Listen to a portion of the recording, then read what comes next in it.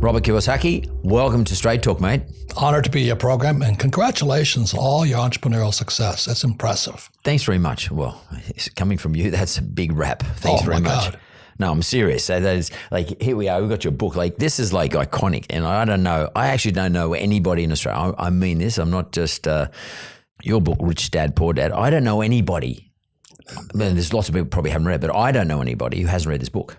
Honestly, and I'm dying to get you to write in it for me before you go, if you don't mind. Sure. Hopefully it's not your last one. I hope so. Reorder. Yeah, reorder, please. I'll tell a quick story. The book was turned down by every publisher in New York. No. They said, when it comes to money, you don't know what you're talking about. So this was 30 years ago. And now it's still number one in the world. So this book's still number one in the world, and it was turned down by publishers? Yep. And we're talking, and you said 30 years ago. This book's been around for 30 years?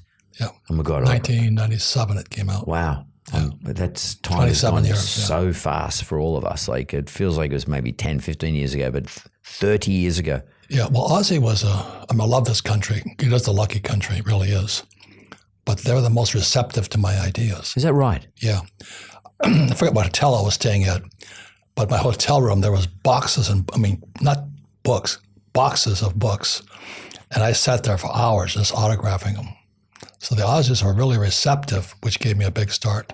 Oh, if you could tell us, as opposed to what we interpret, what do you think is the basic premise or the thesis of why you wrote this book and what the book stands for? Well, as you know, the great battle on the planet Earth is Marxism versus capitalism. And in 1965, I was 17 years old. I went to school in New York, went to military school. And my economics teacher had us read the Communist Manifesto by Marx. And that was pretty radical, to a school teaching Marxism. But rather than study Keynes and Malthus and all this, he had us read Marx. And I realized most school teachers, like my poor dad, are Marxists. Not bad people, don't get me wrong. It's like a religion, what religion? And as you know, what Marx said was the abolition of private property was the number one goal. And to this guy, Klaus Schwab, out of Austria, wherever he's at, he says, someday you'll own nothing and you'll be happy. So that's what's going on the planet.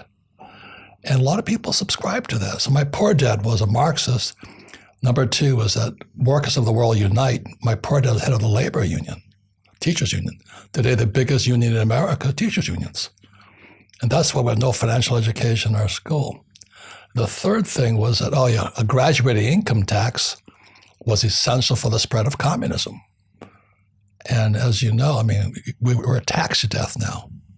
And America was founded as a tax-free nation. In 1773, we had the Boston Tea Party to kick the bloody English out.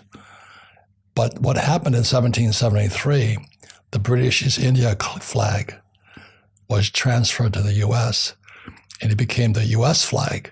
So if you look at the British East India flag, which ran Australia also, the American flag is the British East India flag.